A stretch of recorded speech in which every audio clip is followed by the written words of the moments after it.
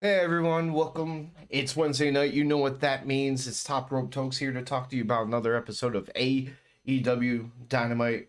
I'm just saying that guy over there. Range of motion.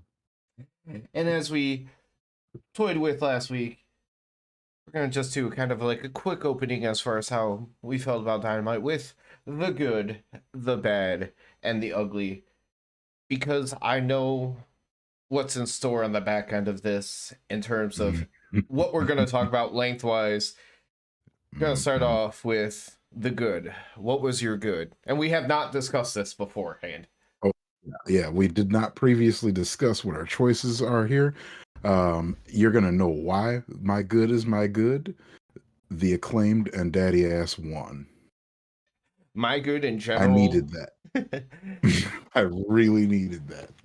the crowd. I'm giving the crowd my good for the night because at least until the point in which we became a whole lot less invested in this show, that crowd was on fire until about halfway through. It was harder to be super invested after that. But I didn't really notice anything crazy for later as terms of crowd, not compared to the first half. Yeah. What about your bad? Because I know that's. Did you figure one out? Because I knew you weren't sure I on had this. so yeah. Just because I'm going to shit on one segment so hard, I'm going to give it to Kenny's eyeliner. Holy shit, that man wears too much Uh, eyeliner. you know what? That gives me an honorary mention for the good. Takeshita getting involved in a story. Yeah,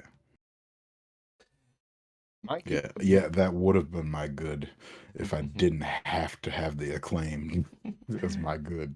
as far as my bad, I'm going to give it to the end of the main event because it felt like it was a very flat ending for a show. End the Mhm. show with a count out. Yeah, it was a little bit of flat. I agree with that. I'll end up chiming in on the ugly, but I do feel like this is a situation where I just say take the fucking reins. hmm Yeah. So, my ugly today is the horrible booking of black wrestlers in AEW in the last few months. I I am tired of watching every single one of them lose constantly on TV. And the icing on the cake was tonight with Hobbs losing that belt. And the belt, him having the belt, was never about him at any point. It was always about QT Marshall and him screwing Wardlow. So Hobbs was just this background character that just so happened to get the belt. And when Wardlow wanted it back, he could take it at any time because Hobbs is nothing. Which is He's a waste literally of a what champ. happened. That was the worst title run. Yep, I'm saying it. That was the worst title run, even though he had it longer than Wardlow's previous reign. So But at least Wardlow looked strong losing. Hobbs, he won a couple matches, but he needed help for every match that he won. And then he needed help to lose. specifically outside of the acclaimed, every black champion in general has been very disappointing in general because Scorpio Sky, nobody. It was the whole Mhm, Dan Lambert thing. It just yeah. Jade booked mhm. super strong, but fucking Love it. boring. Like a Yeah, lack yeah. of real story. Jade is an incredible character and just she oozes charisma, but holy shit, they don't give her a story. Like, I like that she's got this Taya Valkyrie story going right now. It's pretty cool, but also you're not gonna put a belt on Taya Valkyrie that quick. So it's kind of like we know the end result has got to be Jade winning this. In addition uh, to that, like you look at some of the other things for stories that she's had put in front of her, like there could have been so much more with Kira Hogan and Red Velvet, and they didn't. But the last time she had a decent story was with Nyla, and that was fun. Hmm. But that was months ago. Yeah, yeah, that was a long time ago. Yeah, a long time ago in the far, far away. A good story. There were stories, and they were not only booking black people to lose. Like, and and I feel justified here, not just because being a black wrestling fan, I want that representation, and I see us lose to white people all day, every day. Can I see us win on TV, please? In it, like on top of that, we were talking about this during the show as we were watching. Swerve. Okay, him and Keith Lee as tag team champions and how they broke up, good story. As soon as they broke up, Mhm. whether it be because of injuries and stuff, all the Yeah. momentum died there. But Mhm. he has a new faction. And he lost his first match with said new faction. Yeah. Yeah. Like, we knew Darby had to win because he's involved in a world title feud, but then don't book Swerve for that match because he needs to win. Otherwise, he just looks like, because it's like, oh, he upgraded. He's got this new faction, and he still can't win. I mean, you would think in general gaining a faction or growing more would be an upgrade, but you know how I feel. Him being tied down with the embassy, I don't like it. I Yeah. don't. Yeah. I'm hoping to see more out of that because I think Swerve can make it work because he's Swerve. I have all the But confidence in the we've got to world. see some more. You know what? They I got can see it working when they eventually kick out Brian Cage. to. Kick out Brian Cage, bring in Will Hobbs as the enforcer, and let him not be with QTV because that also brings him down, as you already said. Oh man. Yeah, because the Brian Cage behind Swerve thing is funny to me. Because Swerve's like this, The got size the of his ski leg. mask. He's like, I got this ski mask on and I'm trying to look gangster. And Brian Cage is like, bodybuilding competition?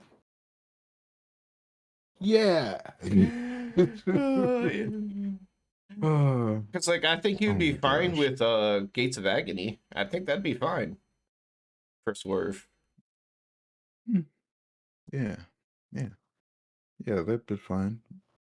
But yeah, it's Brian Cage with the bodybuilder thing.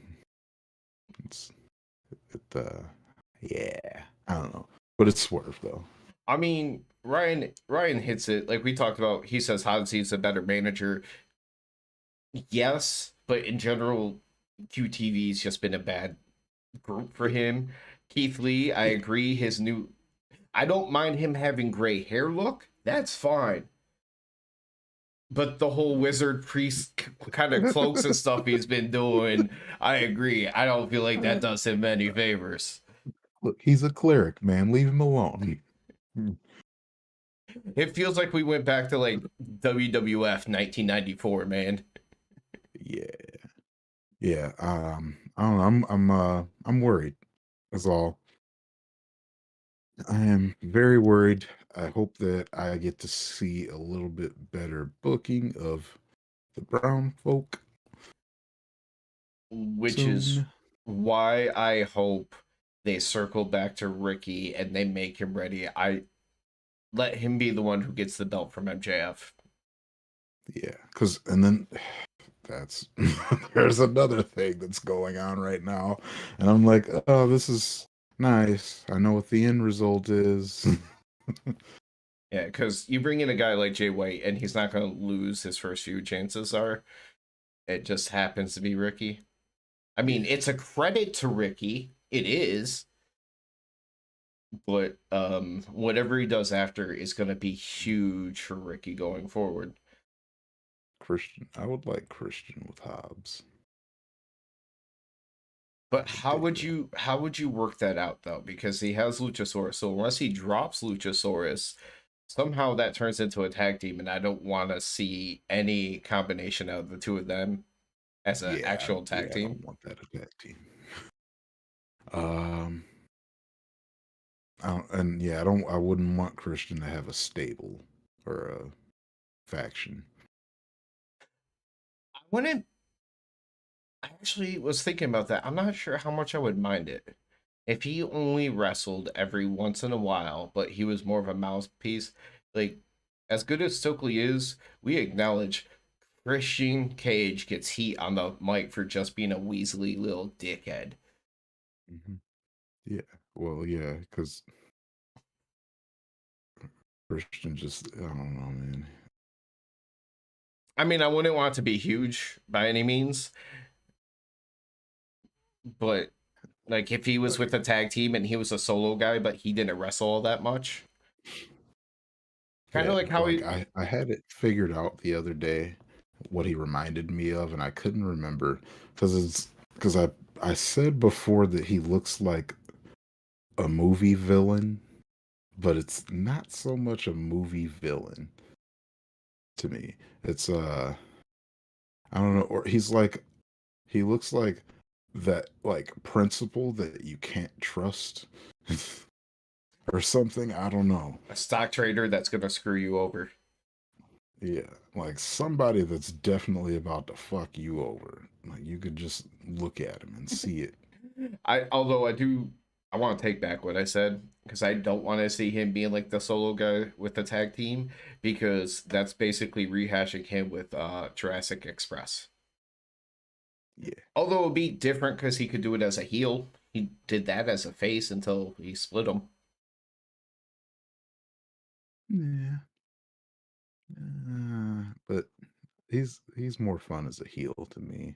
No, that's what I was saying. He did the tag team thing before as a face. Oh, This okay. time he'd be Yeah, able to do yeah, it yeah. as a I heel. got you. I got you. I got you. Okay. So Now, yeah, it would be better. so let's get on to the most disappointing match of the night. The match that ruined the whole damn thing for us. Uh, oh, yeah, and that Hobbs. Wardlow interview before that, terrible. So let's touch on that because he did it. He mentioned just before his match with Hobbs, he mentioned he had a horseman with him by his side before. So now he's going to have another one. He brings in Arn. He, Wardlow himself, did not talk about this. But half of Arn's promo seemed like, you want to make a new four horseman? That's what you want to do? You want to get some attention? Yeah. So Yeah, is he's like, all the 50-year-old wrestling fans that are still watching are gonna be real excited about this. so I don't know if that's about to become a thing, which I guess wouldn't be a terrible thing because I have zero investment in Wardlow. And I have even well, it might have been like 1% before tonight. And now I kind of hate him. I kind of want him to go away. Yeah, yeah. They just gave like I wasn't so against Wardlow, but now they just gave Wardlow heat for me. I can't stand him now. And It's and nothing against him, but I can't stand him. and the worst part is think about this. You've been saying it for weeks. You knew this was coming. You Hmm. knew he was taking that belt back. Hmm. Ah, But dog, I I so the worst part about this whole thing for me was I watched what is the command center thing, that thing that comes on, or the YouTube thing that Tony Schiavone does to preview everything. Holy shit. The video for Wardlow and Hobbs was horrible. Like, Wardlow was boring as hell. I don't even remember what he said. And then Hobbs, like, when he came on to talk about how Wardlow destroyed all of his things and he destroyed my car and he didn't know the name of the car. he, he was like, yeah, he messed up my Monte Carlo Cutlass. I was like, that's two different cars. It's either a Monte Carlo or a Cutlass. Like, so you knew, like in terms of investment in this, you have a guy who is treated like a tool for QT and Hobbs Yeah. as champion.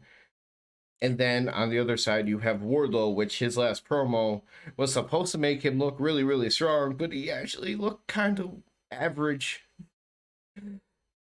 destroying that Mhm. car. So yeah, I'm not surprised at all that the promo preview thing for you was not fun, I was like, man, they're doing this so bad. which is also like what their decision for the finale of this match was. Mm-hmm. Mm-hmm. Listen, you You know, had I'm generally a fan of big meaty men bumping meat, and we try to I be. just I wanted to enjoy this, but I knew what was coming the whole time, and I couldn't enjoy it.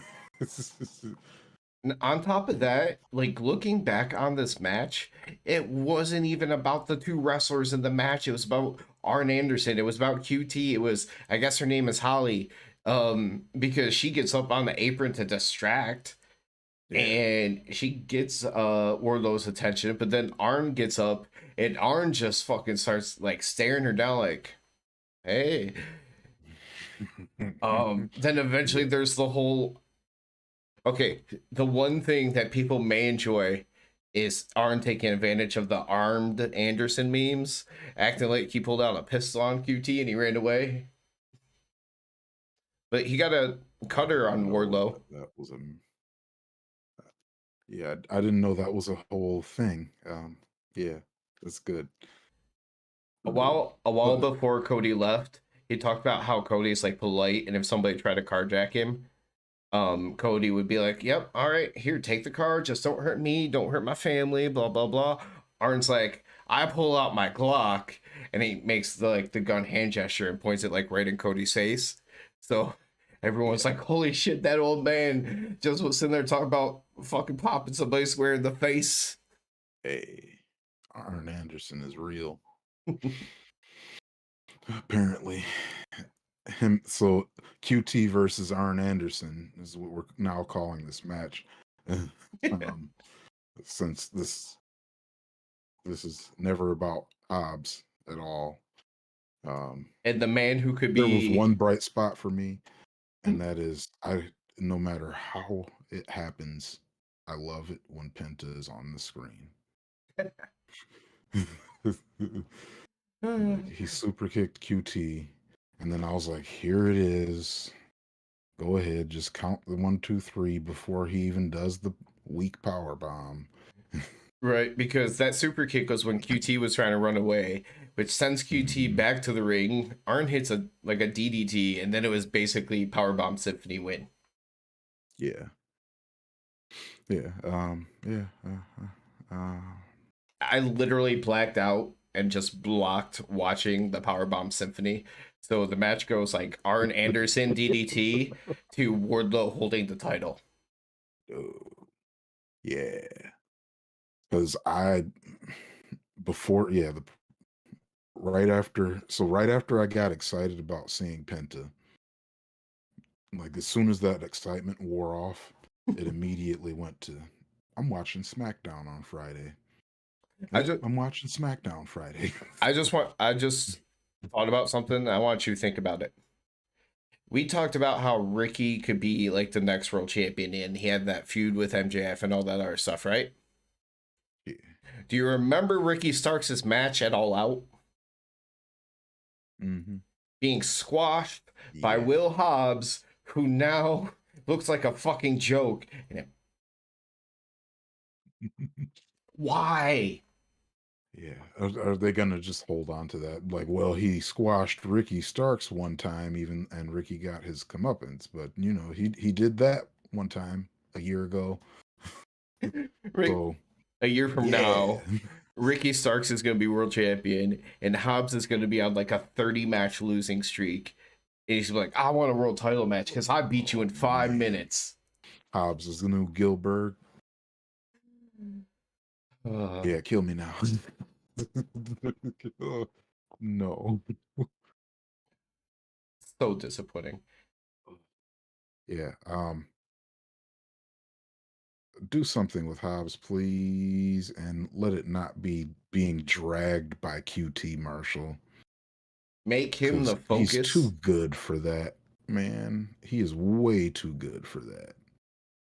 The focus has been on QTV telling the story, not the Right. champion. Yeah, yeah.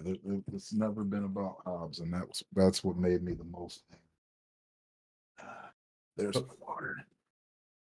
so let's go from the thing that we thought was terrible from tonight to what I called my good with the crowd. Because, man, when the Outcasts and more specifically Britt Baker came onto the screen, you called it the loudest pop since Kenny and Jericho in Winnipeg. And it was so good to Yeah, hear. yeah. The crowd was hot tonight. But yeah, she definitely always gets huge pop in Pittsburgh. And it was one of those But it's always cool to justifiable hear. situations in which the champion should come out last, typically. Yeah. Not in Pittsburgh. They did it right. The Outcast Mhm. came out. Jamie came out. Now they did respect the champ. She did get a good amount of her entrance time, as opposed to like 5 seconds, and then the other music. But when Brit's music hit, huge pops. That first DMD, Yeah, the it crowd was so it was so good to hear. It yeah. The always crowd was really, really good tonight. now. I'm happy AEW fixed the sound because we would have heard nothing but crowd all night if they hadn't changed up whatever they do with the sound. Which I don't mind hearing the crowd, but that's all we would have heard. Right. Like I want to hear the music too. So if you can Yeah, you found a good balance there. yeah, So yeah. They did. it was the Outcast versus Jamie and Britt. Um and if the Outcast did not start this match off by attacking Britt and Jamie on the ramp, no doubt in my mind that there would have been a nice pause at the beginning of this match because the crowd would not be fucking denied with that DMD chant. Yeah, because yeah, even when she's getting jumped, you can just hear DMD, DMD. You want to know what also could have been a bad for the night? That Panama Sunrise. Oh, oh, yeah, that was rough. Like a full stop on their feet on landing. That was rough. There was It was yeah, it was like when you're showing someone how to do something and you do it in steps, like as they like paused at every small step in the move. it's like freeze frame, quarter speed, half speed, full speed, and it was like day one at school all over again. Yeah, it's just like okay, I'm going to jump down, and then we're going to flip. Okay. It was almost like hopscotch or something. It was like jump one, jump two. Yeah, crowd loved it though. Mhm.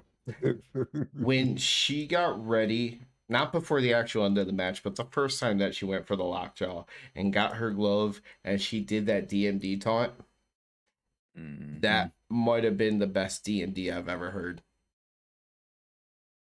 Which is saying a lot because her reactions, especially in Pittsburgh. Yeah, yeah, that was because you could hear the crowd over the commentary a lot today, and that was when you can hear the crowd over the commentary, you know you got a hot crowd. If anyone noticed, let me know because we got to see both Adam Cole's family at ringside and Britt's family at ringside. Adam Cole's later. Were they sitting together? Because when they got to Adam Cole's, they kind of had a tight shot. Oh, yeah, I wasn't paying enough attention for that. I'm just curious, considering they're together. But Hmm. at one point, Saraya goes over to Britt's mom at ringside and tries to steal her terrible towel. And Britt's mom, the ultimate Karen looking person, as you said, Yeah, she yeah, would that lady.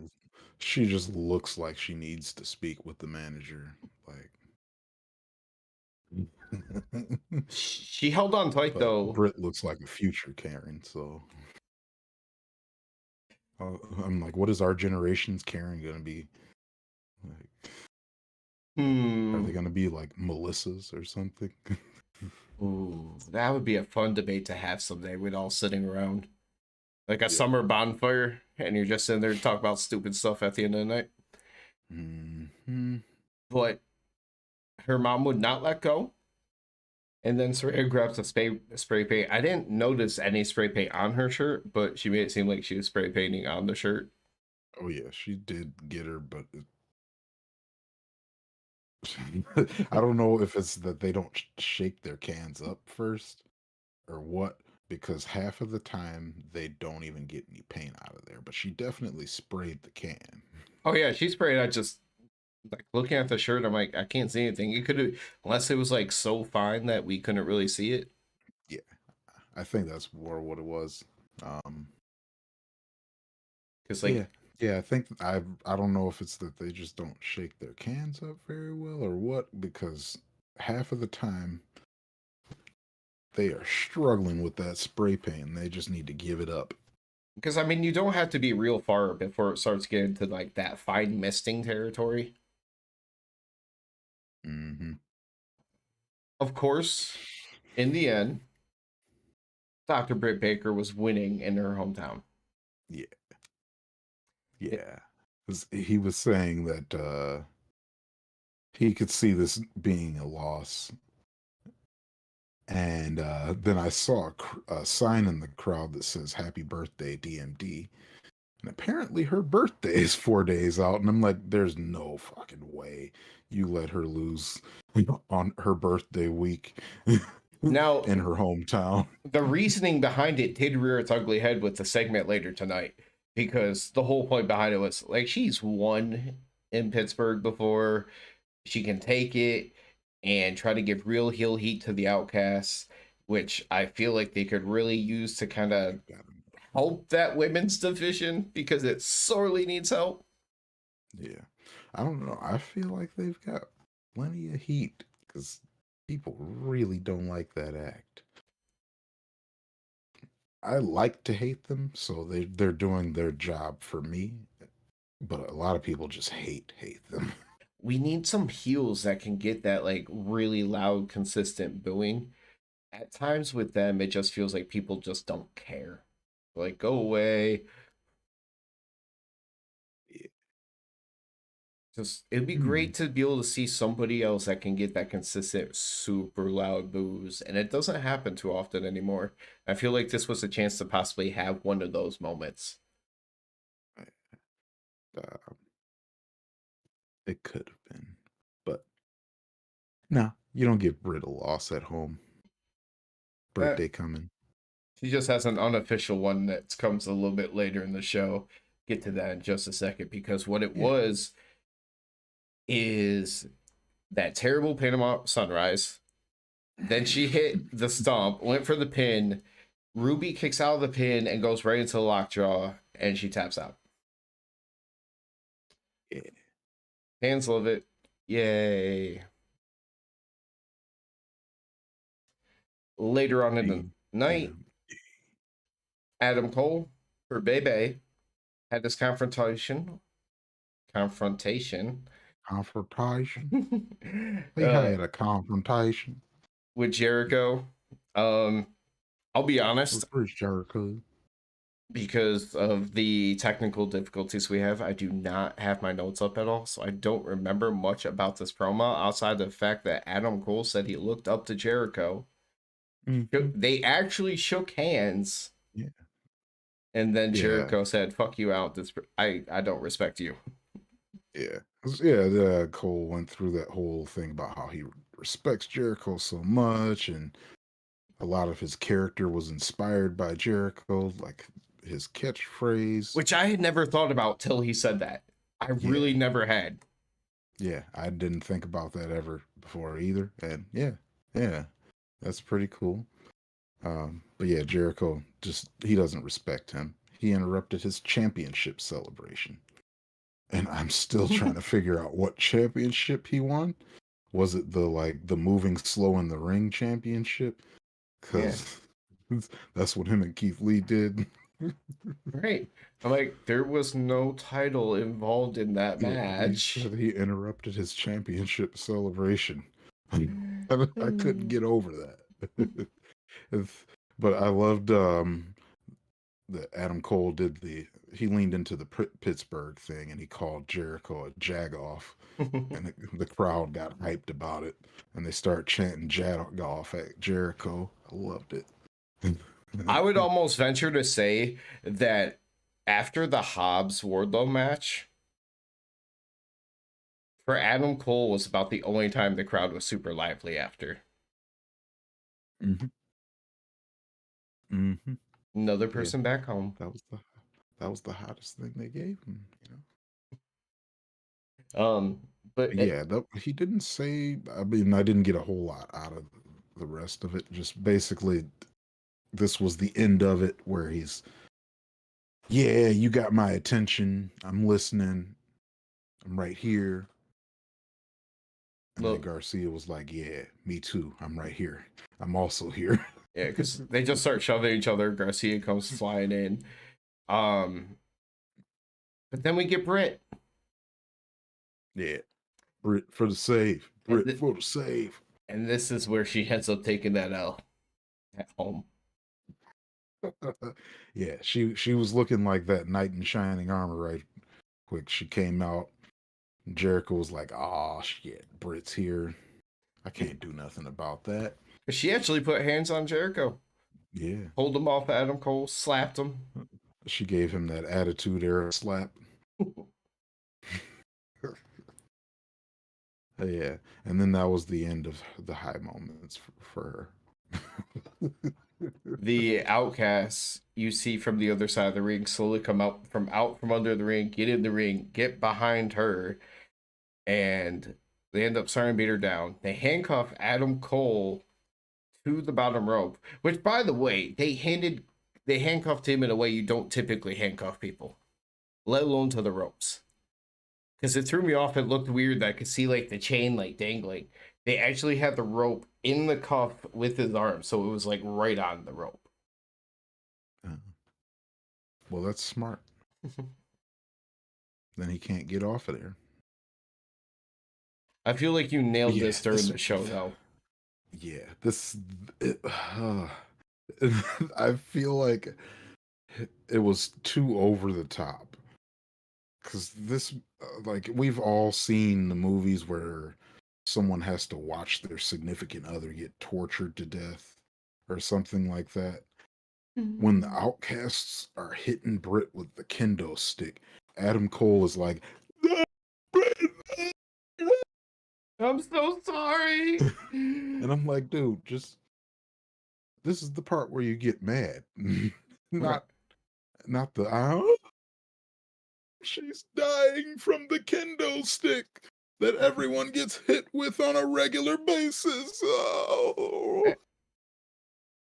Right. She got struck a couple of times. They were kind of like slow and in between. And then she got hit with a bunch in succession, but still kendo stick. We didn't even see the kendo stick break. We've seen people break kendo sticks and splinter them from hitting people so much. It didn't even get that bad. But they still had a trainer and Adam Cole like carry her out of the ring and up the ramp. They act Yeah, like she just got concertoed or something. like, I really hope she didn't die from that kendo stick beating. Um, Prayers out for Britt Baker, because the way Adam Cole reacted said that she almost died in the ring tonight. No, I agree with you, Ryan.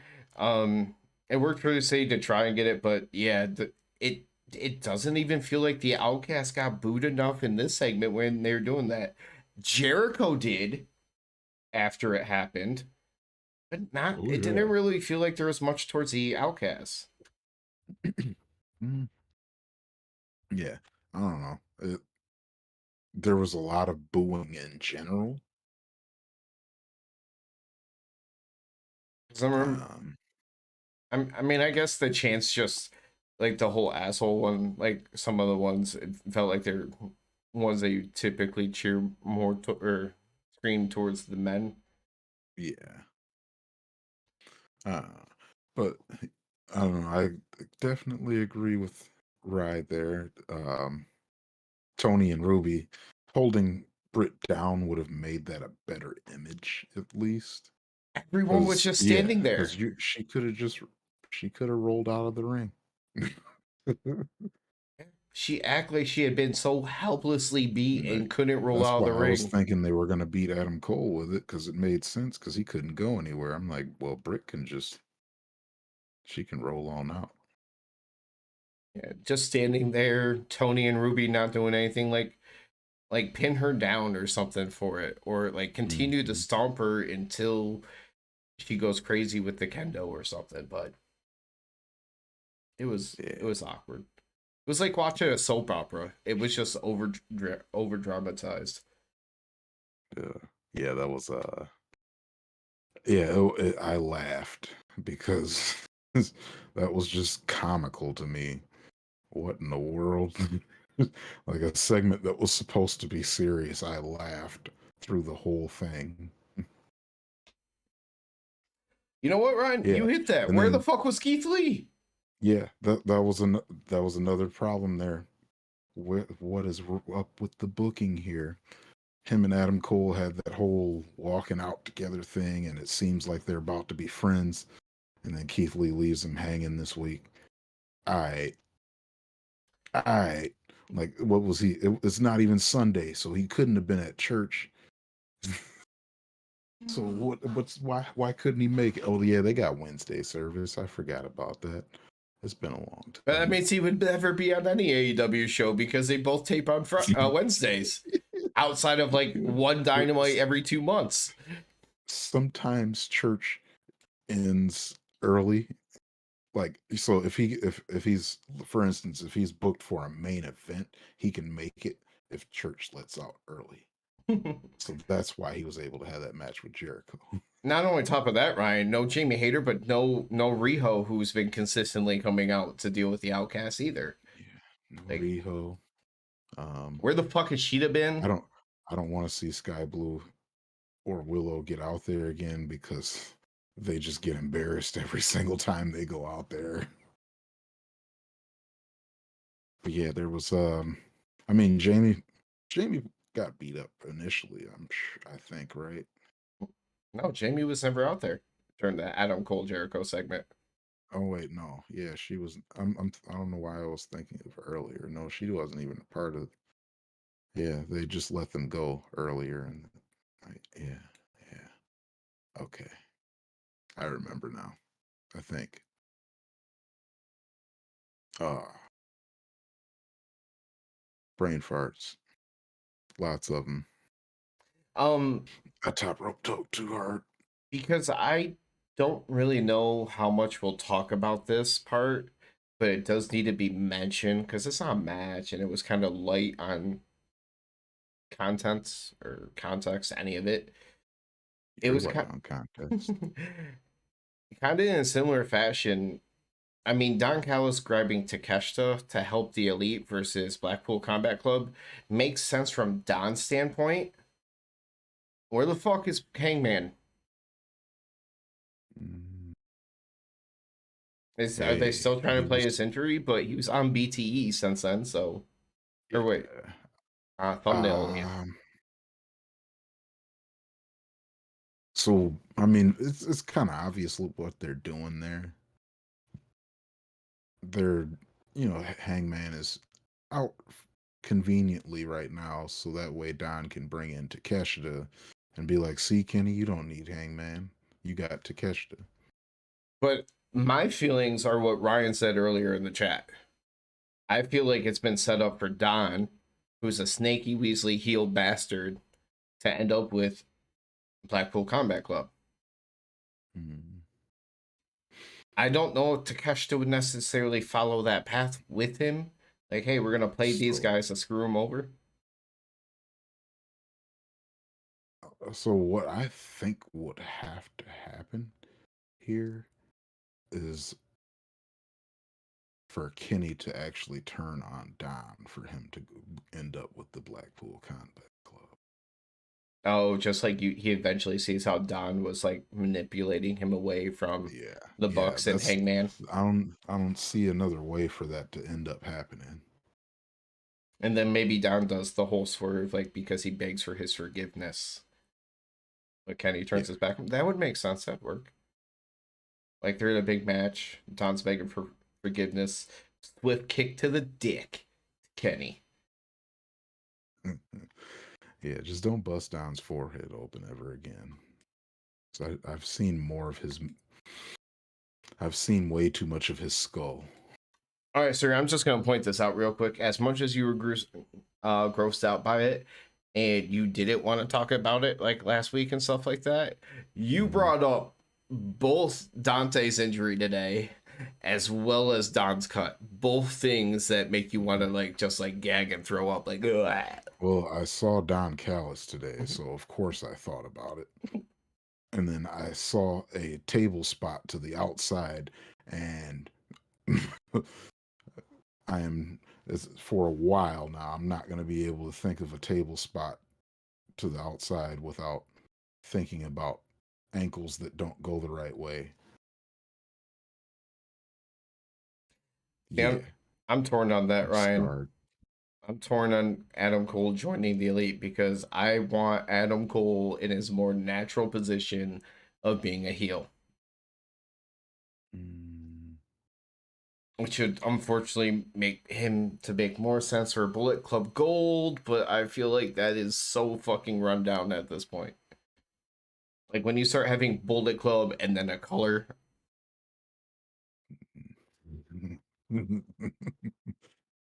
It's the Bullet Club Wolfpack. Leave them alone, man. Yeah.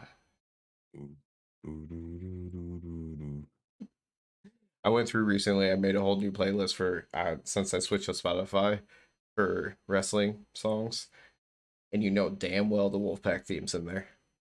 Oh yeah, don't turn your back on Bullet Club Gold. Both original DX as well as Run DMC DX. Okay. I dig your style, dog. I dig it. You want to know what's on my Spotify playlist? Wrestling related? Yeah. Yes. All right, so you're gonna have Private Party. I'm pretty confident that you have to have Swerve on there with me. We both like Hobbs theme, so it wouldn't surprise me if you have that in there somewhere. But I'm like, that's like a pure like more into wrestling song, so that's why I was like, Yeah, I don't listen to it a whole lot, but you know, but those stay in heavy rotation. I'm trying to remember which other ones we talk about. All right, because this is being an actual song, and we talk about it. Hook. Action Bronson. I don't listen to that frequently, no. Going through what's like in mind. Right. Okay. If you let me ask, is it just a general playlist or do you actually have like a wrestling playlist? Oh, it's a wrestling playlist. HBK? Nope. Okay. I'm trying to think of some of those old school ones that everybody's gonna know. The Hardy Boys. Yeah. Oh yeah. FTR. Mm-hmm. I know you do not have Judas. No, I don't. So I'm so tired of that song. here is one that I'm conflicted about because in my head I'm like, the answer should be no. I could very much see the answer being no, but I also can see all the reasons in the world that this answer is yes. Do you have any variation of Wild Thing? No. No. Because I know there's a more hip hop type version of it. Oh. Did not know that. I've never seeked out but that song it's to listen to. still very much the original type of song. Um, Mhm. Yeah. I need to actually go find a classic. I need to get Slow Chemical by Finger 11 for Kane's when he had the lyrics. Yeah. So, but yeah, you're pretty good on those. 'Cause, for instance, Swerve's entrance song. That was so Swerve was my top artist last year. Just from the one song. um, So Ryan, I did, and but I made the switch to Spotify off of something else, so I've had to start rebuilding it because half of our trip to Chicago was the wrestling playlist theme. yeah, we gotta update that bad boy. I don't I feel like this is gonna be a no. Do you have the version of MJF's theme with the lyrics? No. I do. I love it. Yeah. See, I prefer it without, but like it either way. But I like I don't mind his theme without it, but it feels like it's better as background music and not so much active listening. hmm Like I like that version for that in that way. I have the regular NWO.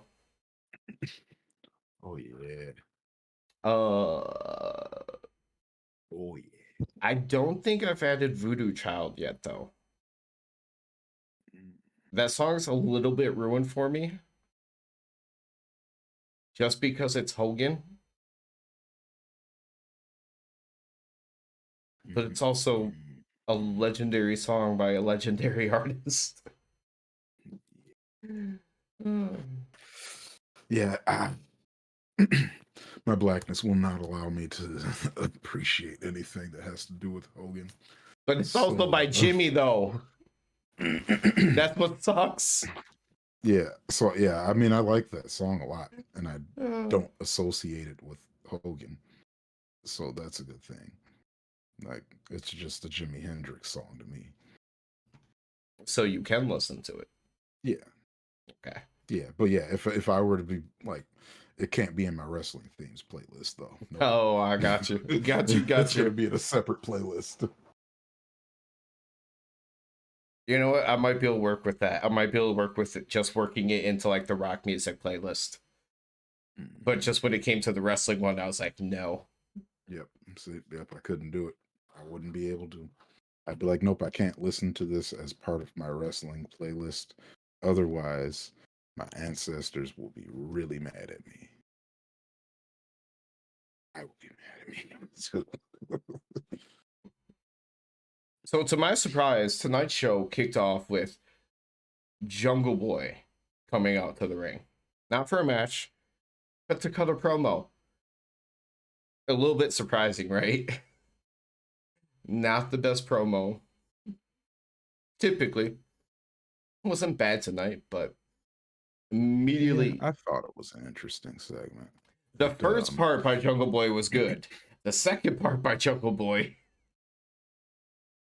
uh, that's where there was also that part in the middle that was obvious stalling. oh, that's the part I'm talking about. Oh, Because yeah. that Well, started yeah, with that Jungle Boy. that wasn't going to be good because they were stalling and waiting for MJF to come out. Like, so it started to sound really stupid because they, like, clearly the cue was supposed to be something, and it took him a minute to come out or something because they were just like, it started to get to a point where they were basically just like, yeah, well, I'm gonna be the champ. No, I'm gonna be the champ. Yeah, it was like filled with just cliches and tropes because they had nothing else to say. Yeah. Jungle Jack comes out, immediately interrupted by Sammy was first, right? hmm And then Darby. So yeah, it's Yeah. setting up how this all began. Yeah. Yeah. All three of the boys in the ring. minus Dar- MJF. Darby killed it. Darby's great lately, man. I didn't know Darby was this good of a promo. Or has he been working on it, or something? Because all of a sudden his promos are great. You're just happy that sounded like he could breathe this week. Uh, the first, yeah, the first time I was with him with this delivery, but I was just like, dog, can you? I'm like, just use your inhaler, man. It's okay. Yeah, this whole segment was though different though because Darby comes out, he says he's known Sammy the longest, and Sammy being the heel, you figure he's not gonna like him, but he actually likes Sammy the most. Basically, he's qualified for a title shot. He's a follower, not a champion. Darby isn't in the Sting Appreciation Society. And he actually tells them Jericho's holding him back. Mhm. They call out Jungle Boy for the doing the least to get there. He just happened to be part of the California clique. Uh, Yep. Yeah, I thought that was pretty good. Jungle Boy telling Darby he's only here because he couldn't make it as a skateboarder.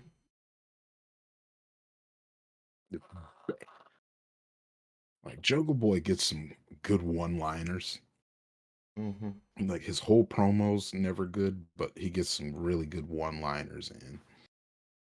I feel like the content of Darby's and his delivery was like the best.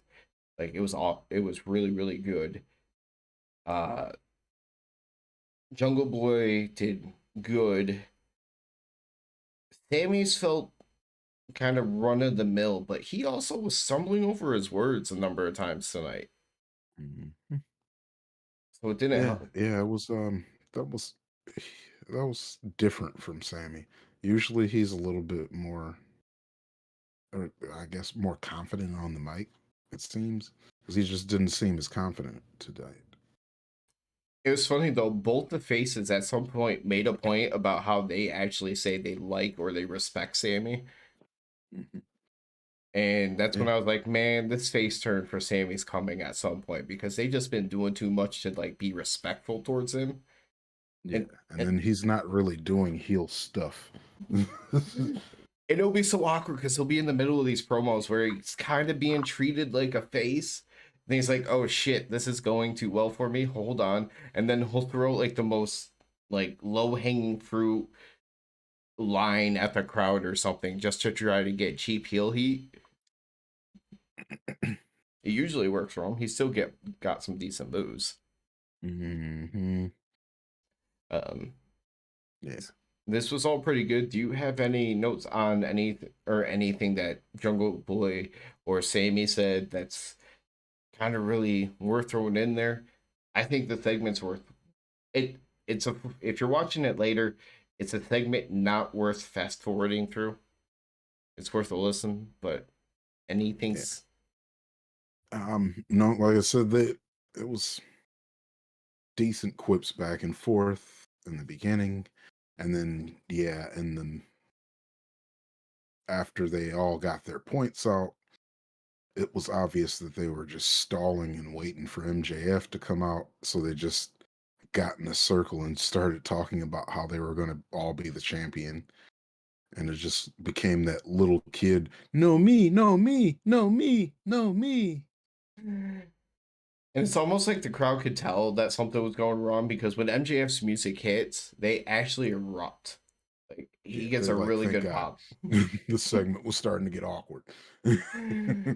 But then he gets booed, and then MJF does the whole normal thing. It's like, okay, now you guys want to boo me? It's fine. You guys think Britt Baker is talented?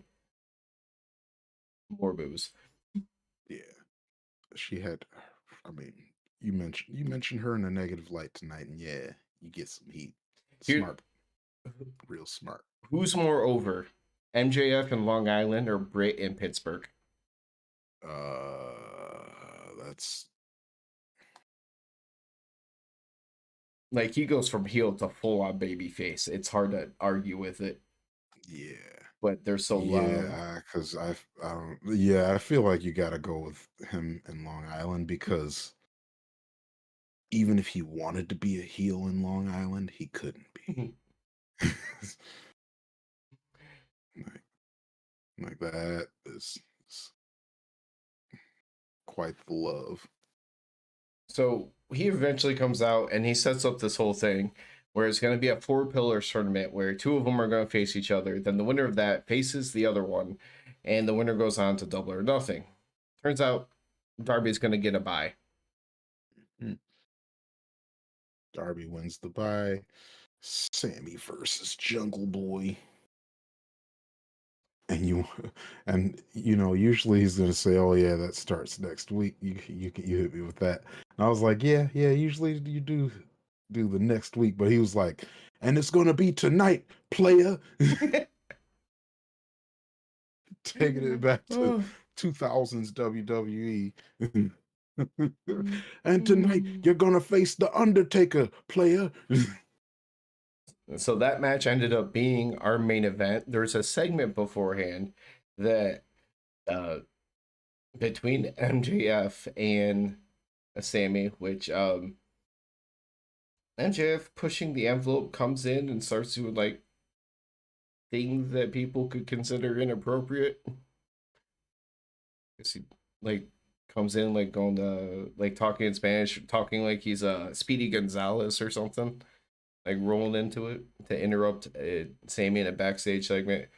He tells him he will guarantee Sammy a main event if Sammy promises to lie down at the pay-per-view. Sammy's like, no, they offers him a blank check. Yeah. Hey man, have you seen that movie Blank Check? What $1 He only million had $1 million, would not but buy? did you see what he got with $1 million? It's all about that blank check, dog. That's what it is. The blank check is the secret. But yeah, Sammy wrote down something on there. Honestly, I was expecting him to write like "fu" or something on the check to offend That's him. what I thought at first. The way MJF reacted initially, I was like, yeah, he wrote "fuck off" or "I'm gonna win" or "I'll be the next AEW world champ," something like that. He wrote something along those lines, and then he's like, "Okay." I'm like, "Okay, so that's not what he wrote then."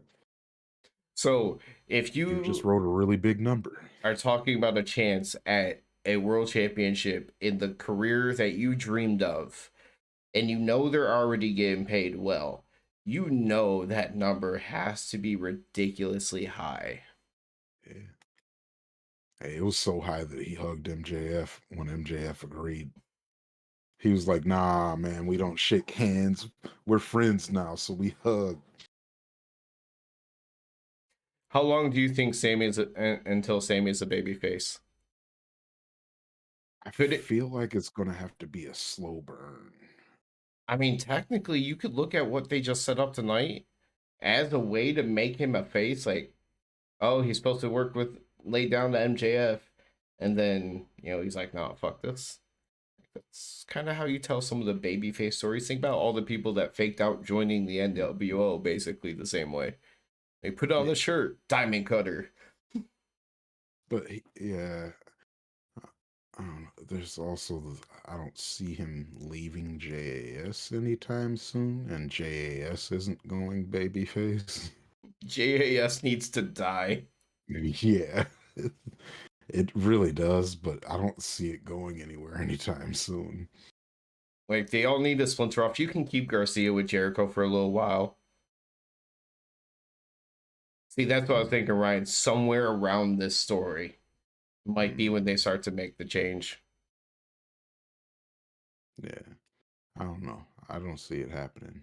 Not anytime soon. But that's my opinion. At the latest, I feel like All Out. I feel like 6 months. I think at the earliest, I'll say All Out. I'll bet you a nickel. So, I'd have to find one. main event being Sammy versus Jungle Boy. Amazing destroyer during this match, by the way, with Jungle Boy leaping over top of him from the turnbuckles and then doing the flip. Like, that's gonna require so much timing and perfection by both parties involved. Yeah. I thought this was a dope match. Um, until the I know end. you had walked away. That Spanish Fly, that was one of the that was probably my favorite Spanish Fly, Poison. other than one of the ones I've seen from AR Fox a while back. But yeah, that was a dope Spanish Fly to the outside. I'm gonna go ahead and use that one. It's up. Yeah, that Sammy hits a Spanish Fly on Jungle Boy to the outside, and I always, when it's a Spanish Fly, I always hate saying that they hit this move because both of them have to hit this move. Like a Spanish Fly is it's hey, I'm gonna do a front flip. Make sure you do a back flip with me, okay? Yeah, but I mean, it's kind of the same idea with the destroyer we were just talking about. It's like, hey, you gotta jump and flip backwards. I gotta jump and flip forwards. Mm, So much of these athletic moves now, like anything it's from the top rope together. yeah, it's good. It's a good thing they're both real young. Their bodies will recover. They'll be fine. But my 34-year-old body was just looking at that and being like, "Ooh, stuff hurts just looking at that. Like my lower back is a little sore just looking at that." Because we're talking about Sammy. Sammy taking the bump off of like Blood and Guts last year. I am so Yeah, thankful looking at that now that their Blood and Guts is more like the old school cage in wrestling. Like it's not super tall. It's not a fucking Hell in a Cell where it's like 30 feet in the air. I'm like, okay, thankfully that wasn't that. Like some of those bumps aren't as. I never want to see someone get as crazy as what we have seen with some of those things. Like I'm good if I never see somebody jump off a cell again, yeah, yeah. We don't need that. especially after Dante. Now I brought it up. Yeah, and see, that was just. Uh, mhm. Oh man, get well soon, Dante. um, I don't know if soon's gonna be an option for him. Get well, Dante. Okay, I'll switch it to that. Get well, Dante. I haven't followed up to see how what's been done, but this match, of course, with the looming fate of MJF getting involved. Yeah, Ooh, oh, that's. you kind of knew what was happening the whole time here. But going back to Dante, the thing that made you think about him earlier, the messed up table spot at the end of the match. Yep. That was what sparked the whole thought about Dante. Because yeah, when Jungle, because He what was was it? he Sammy was knocked Jungle Boy off of the ring apron, and it looked like he was supposed to go through the table, and he like touched the table and landed on the floor. Yeah, because Jungle Boy was on like from the apron, he was climbing up the turnbuckle, so he's probably like on the second turnbuckle.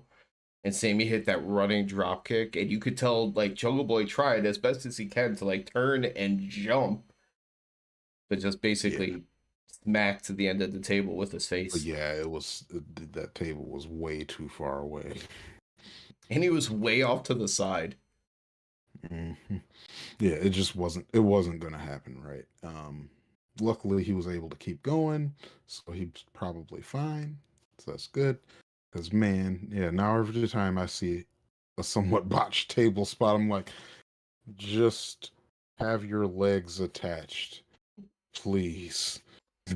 But even then, we were always showing concern because you had like the Kingo, like the whole table spot where he smacked his head on the apron, or that power bomb Mm, from Wardlow to Solo where he smacked his head on the end of the second table. yeah, Like maybe that's why Solo wasn't there. people getting their heads smacked on things all the time. Like you remember that one fall that Julia Hart had that one time where she barely clipped the table and fell to the floor smacking her head. Yeah. Oh yeah.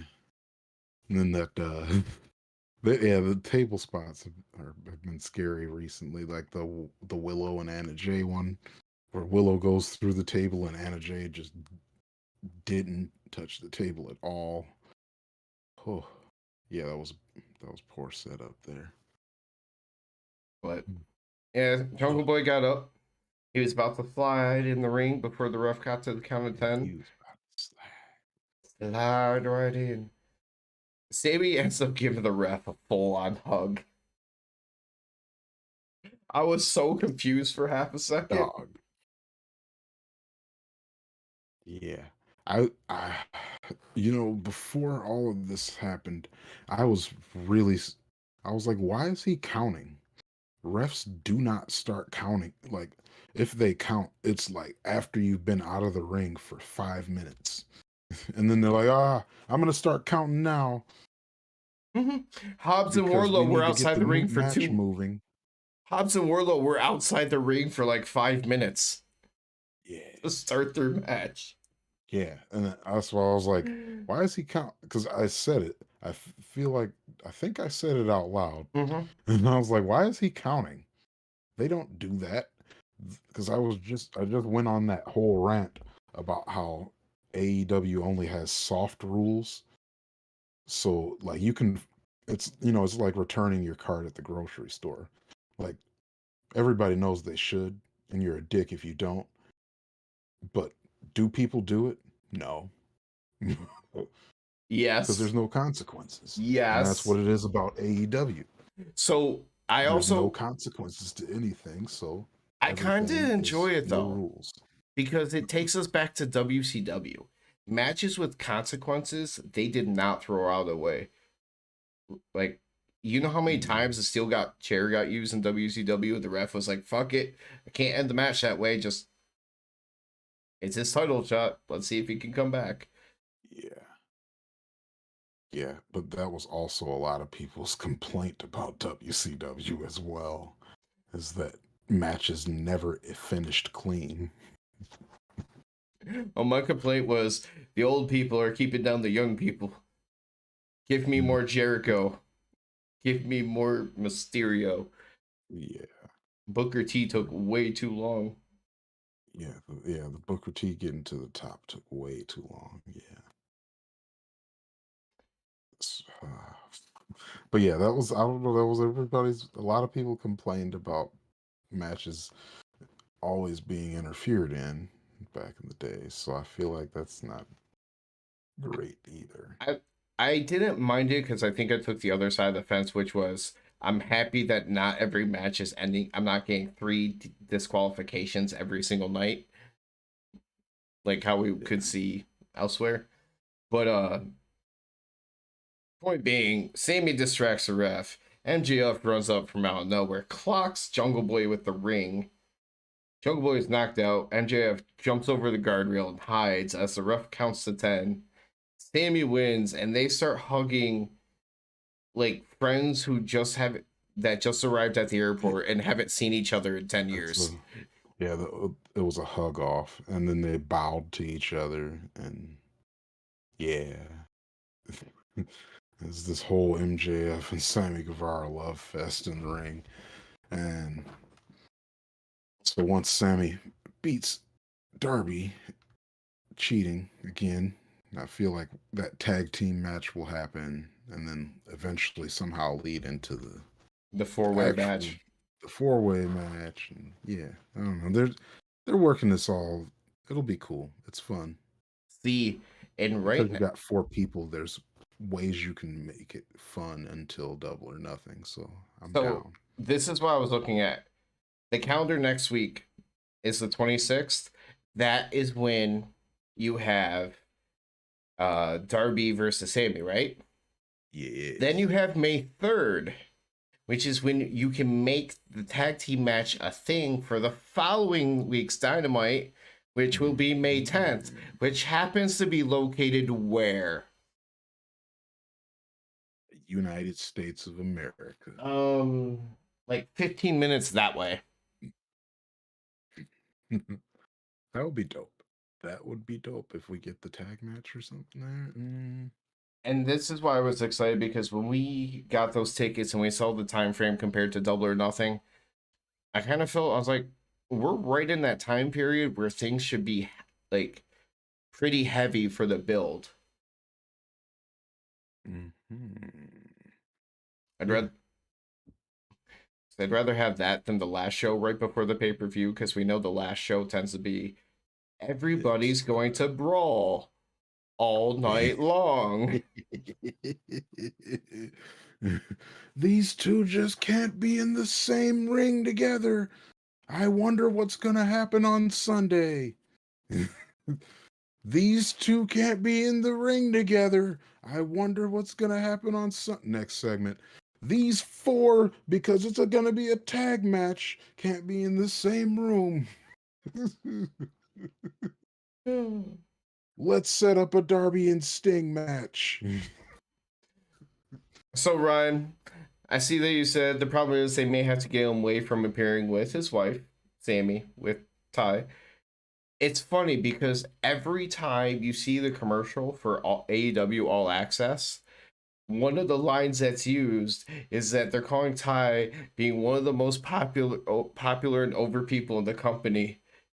And then he's like, "Do you regret getting together on screen?" I'm like, "I remember Ty was popular, and I know she was, but I'm like, it's not like she went from like Hangman levels or something to nothing."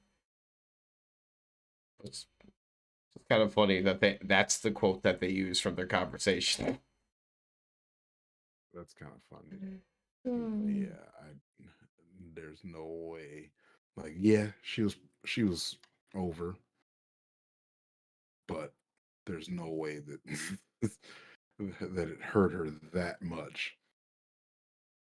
I would argue that the amount that she gets booed being a heel is pretty much the same kind of level as what she gets as a face, or had as a face, because there's times she's out there that she gets some pretty good boos. Hmm. Or there was. She hasn't been around too much. Yeah, yeah. Especially when her and Sammy were like fresh on screen. No, Where the that star of AEW Dynamite was their that hate. tongues. Yeah, that hate. Oh, the hate that they got rightfully. Yeah, but yeah, I get the idea though that her and Sammy can't really be together on screen because that's still gonna get them a lot of heat. Dude, so I hate to say this, but is the Acclaim versus Jericho Appreciation Society even worth talking about? It No, not really. They won. it The was match such a was filler lame. match. Yeah, yeah, that was a lame ass match. The Max Caster brought up Draymond Green highlight of being a the wrestler. highlight of the match might have been audibly hear Billy Gunn telling him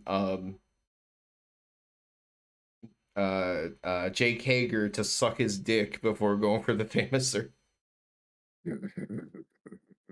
I was like, oh Yeah, shit, I'm gonna you say the fully heard highlight it. of the actual match. Yeah, 'cause, yeah, the only highlight from the whole segment really was Max Caster's Draymond Green line. Yeah. Like 'Cause I was waiting for that. I hate to say it because we love the Acclaim, but it was such a just throw in filler kind of match. Yeah, yeah, yeah, and they've been trying to build that thing, but it just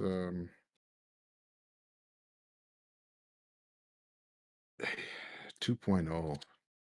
I don't like watching them wrestle. You I also only want to see them on the microphone. Like, oh, it also doesn't help. You never really got a huge investment into them wrestling, so it's they might as well be jobbers in terms of actually wrestling. it's exactly, exactly.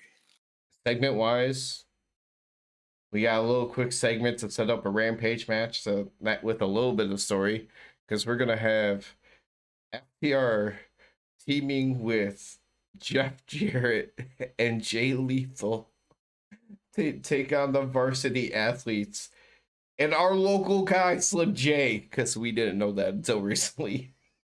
Yeah. Yeah, I did not know. They were like, from Detroit, Michigan. I was like, Slim J? Really? This- Basically, we got a quick video of Briscoe being attacked that Renee showed FTR, and they went to Final Man Trainers, and the two teams were fighting about who was going to have Mark Briscoe's back. Yeah. The They're like, exciting, no, we got this. so the one exciting thing about this is, remember not that long ago, I said if they want to do trios, Mark would make a perfect sense to throw with FTR out of like respect and brotherhood. Mm-hmm. It could be happening. I think so. Because you're going to have to focus on FTR as tag champs. Yeah, but I mean, he could still be friendly with them. Kind of like, remember when I think they were tag team champions before when they were hanging out with Wardlow all the time. Yeah, they had like a match with Wardlow. There was a lot of fighting and all that. Like the whole three-way, like, hey, we're gonna brawl this week, and then we're gonna brawl next week, then we're gonna talk the week after, and then we're gonna brawl again, and then we're gonna have a tag team match. Yeah, and this is there was like one match, and then they were back to like, all right, we're doing our own thing. We're just friends with Wardlow. We're just not gonna. We're gonna leave him alone though. I So yeah, mean, they're just Wardlow's friend. he could still just hang out with them, and he can go after like Orange Cassidy or something. But do you see? I guess the question would be: do you see Mark potentially turning heel to stick with Lethal and Jarrett? No, not at all. So when you have these two guys like It's fighting over you, I think yeah, that would be a poor decision making Mark heel this soon.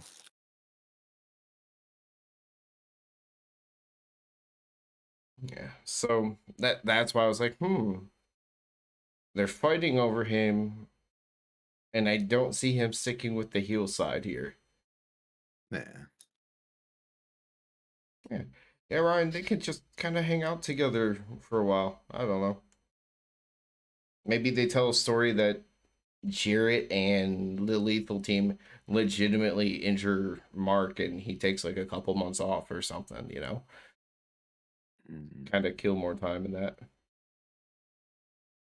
Yeah, that gets because yeah, that would get people hyped when he came back. So, speaking of getting people hyped,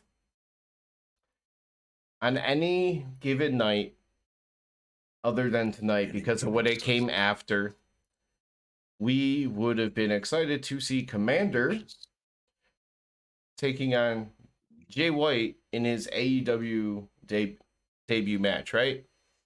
Yep. Yeah, this was way too soon after after the Hobbs loss, and I was hurt still, and I was barely even watching the match. It took way too much steam out of the show. Yeah, because it just it took all the wind out of my sails. I was like, yeah, I was like, man, this should be something that I was excited to see. Jay White's first match, and it's Commander. I was basically I didn't just, care. and I didn't really have to pay a ton of attention. I was like, oh, it's Commander. Okay, so it's gonna be flip, flip, another flip, flip. Like there's gonna be a lot of that. I kind of knew where it was gonna go, so I was a little bit disinterested at that point. Like, I know. And it sounds like we don't love seeing Commander. Because, oh, we do. And we're going to see a whole lot more of him since he's officially all elite. But yeah, it was hard to pay attention. But I always love his tightrope spot. mhm. I like that it was a little slightly different today where Jay White was like, nah, I know what you're about to do. Come on, man. I've watched your matches before. He hops in the ring and gets kicked back out so he can go ahead and do it. I was like, all right, okay. Yeah. And I He mean, played. He couldn't stop it. He knew it was coming, but he still couldn't stop it.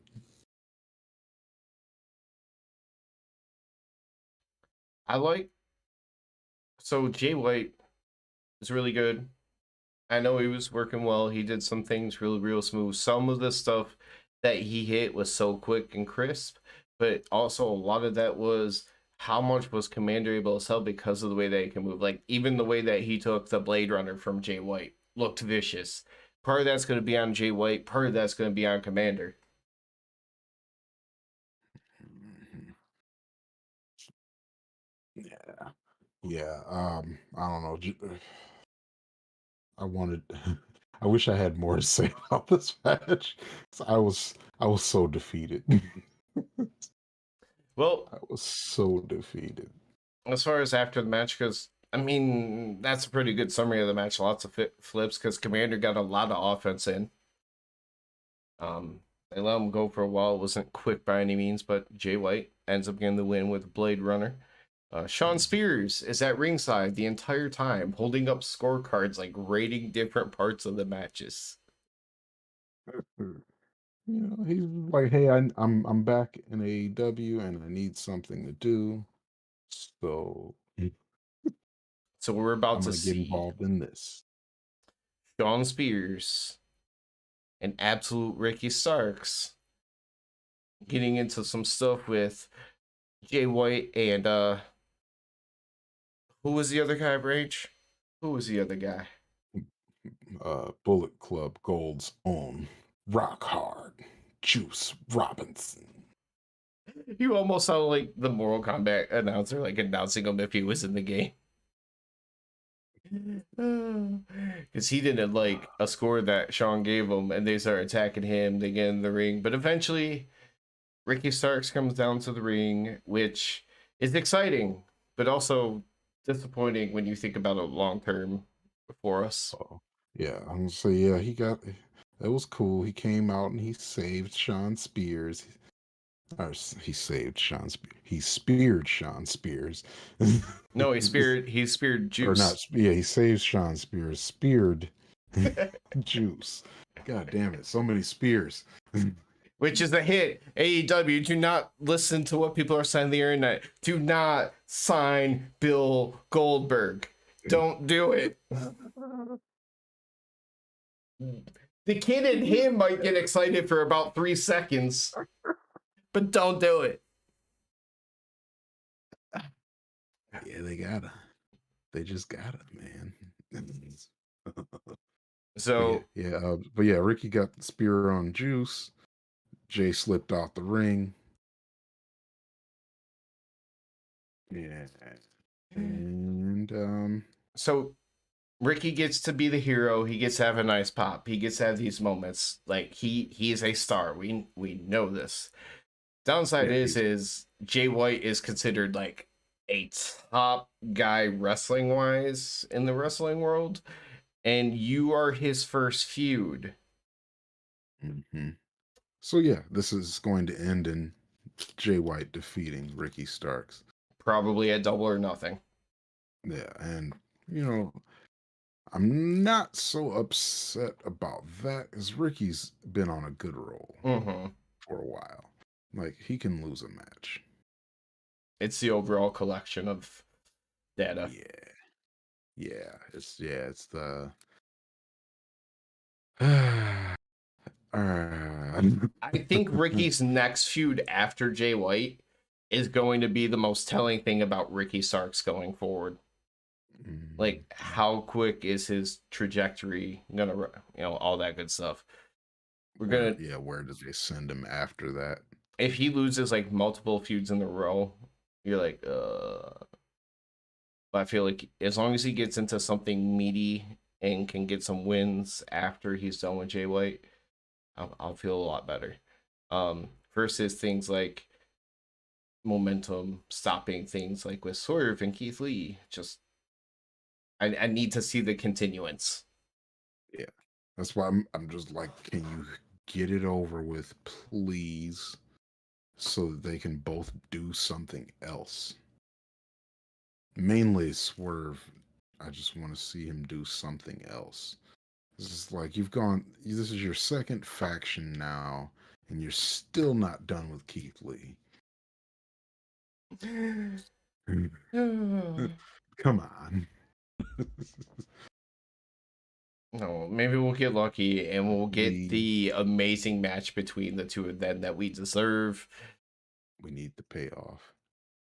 So, We need that payoff, man. so that part will be exciting whenever it happens. Will it ever happen?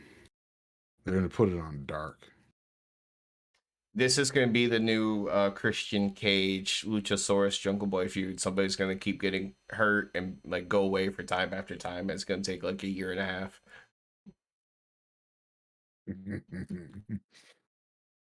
Yeah, that one stalled out too.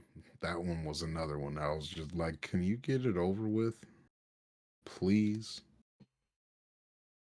Because this overarching story forever, not doing it. So with that being said, that pretty much wraps up the show. I will say, Ryan, That wraps up the last thing that you said about Ricky moves during that looked like he was also hitting a pose. The problem with saying it looks like Ricky was trying to hit a poser in every move is Ricky Starks was probably trying to hit a poser in each of those moves. Let's say if it looked like he was doing it, he was probably doing it. Because that is Ricky Starks. Like, yeah, he gonna whoop some ass, but he is going to pose about it. Any chance he can where he gets to hold the opponent and also have one hand free, it's gonna be like,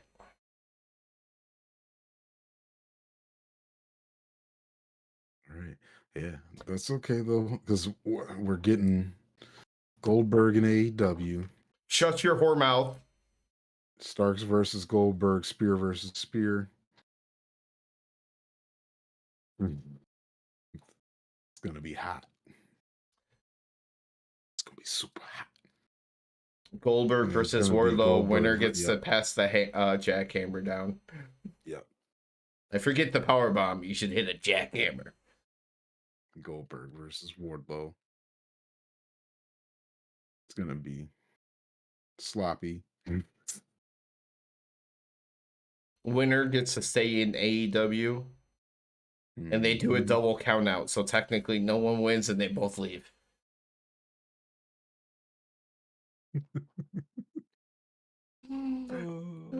I guess Goldberg wanted a retirement tour, like a few matches or a proper send off, but it doesn't look like that deal is coming to fruition with like Vince, he said, or something along those lines.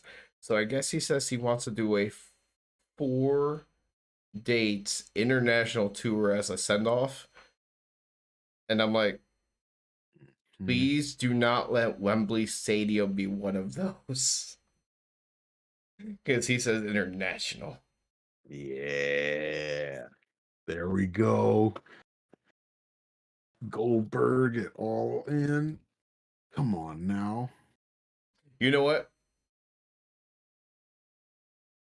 If it's a pre-show and Serpentico really wants to be on the card and he issues an open challenge, because that is someone we are okay with seeing being squashed in about 30 seconds. And that's about as long as Goldberg can wrestle.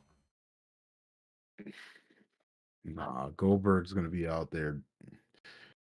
He's going to be out there with FTR. It's going to be a 30-minute match. It's going to be a handicap match with him and FTR. 5-star match. Well, at first I was thinking like a trios, man. I wasn't thinking like a handicap. No, I'm like, handicap okay, match, 5 stars. they could just never tag in Goldberg until the last 30 seconds of the match. That's okay. And then you said he'd have to wrestle for 30 minutes again. Oh, I'm like, oh, fuck. Yeah, he could do it, man. It's Goldberg. Do you want FTR's career ended? Because Goldberg's dropping people on their head after 5 minutes. Look, it's Goldberg, man. Bang. You know? DDP? Fight in the air. No, I just mean because bang. Yeah. I'm trying to think if any other way I could say embarrassing things that are negative about Goldberg. Breathing in his entrance smoke. All right. Goldberg versus Minoru Suzuki at Forbidden Door. Grandpa versus Grandpa. Yeah. Yeah, now you're talking. And I want Now you're Suzuki to talking. murder him. You know what? Worst match ever. Goldberg versus Satnam Singh. Good night, everybody.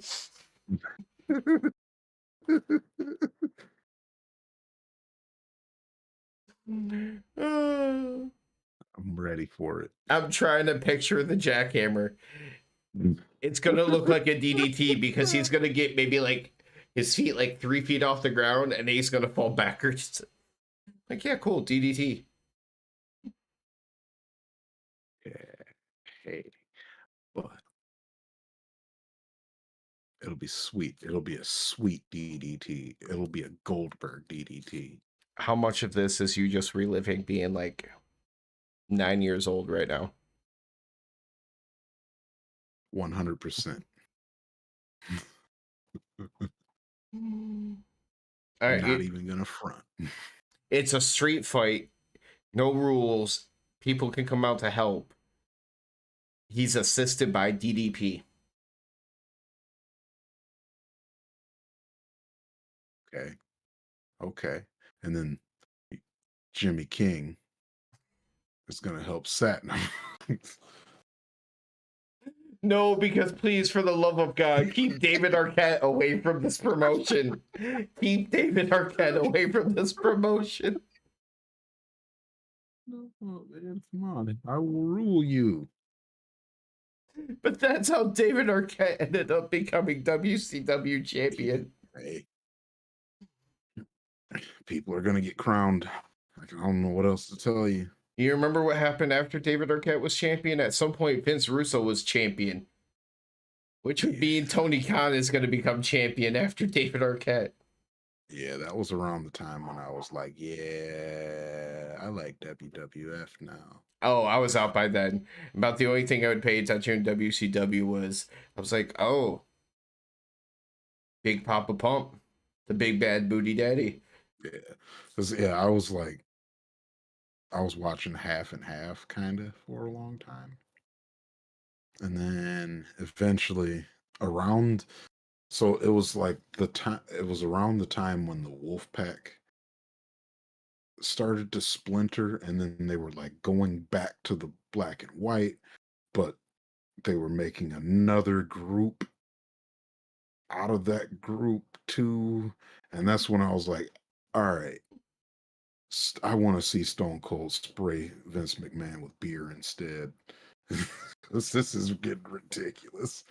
So from the WWF side, WWE side, I think the point that I started to make the switch over was right about when the Radicals went over. So you had Perry Sander and Malenko, Eddie, and name redacted show up. Yeah. Yeah. I was partially in at that time. Oh, and also Jericho when he went there, which I love the fact that that is widely considered possibly the greatest debut in wrestling history. It was they built up suspense perfectly with it. Because you were like, what is going to happen? He got to go toe to toe on the mic with The Rock. Chris Jericho. Jericho. Oh, yeah, that was Jericho. If we were assigned people for wrestling events, that would be a sign I'd consider making.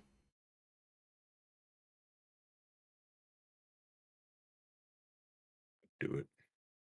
I ain't making no fucking signs. I ain't carrying no fucking signs. But Except whatever shirt we're wearing. Somebody out there needs to revive the Goldberg who eats corn the long way. I think I saw someone on an Not me, but AEW somebody else is gonna show have to do it. have a sign saying that, but about somebody else. I think I remember seeing one. Oh, oh, someone else eats corn the long way. I didn't know that. I thought that was just Goldberg. I'm just Googling eats corn the long way. Just Googling eats corn the long way. All right. Hold on. It did suggest sign after, so oh, it might have been at WrestleMania because I see one right now that says Dominic eats corn the long way. That would make sense. And I haven't watched much of that. So I mean, yeah, I watched all of that. hold up.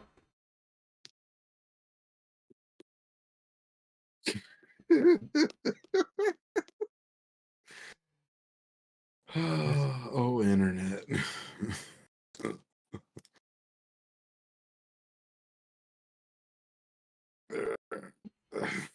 The memes about Goldberg eating corn the wrong way. You guys leave Goldberg alone. What day was Mania? Someday. Well, Saturday, Sunday, but dates. So that was the first and the second. Okay, this picture was uploaded April the 1st. Dominic eats corn the long way, so that would make sense. It looks like they might have been outside, so it might have been before the show going in. Yeah. I just saw another one. Oh, it was from the kickoff show. Behind the kickoff show. So I'm like, that does not look like it's in the middle of a giant crowd inside of a stadium. But that's why it's behind the kickoff show counter. All right.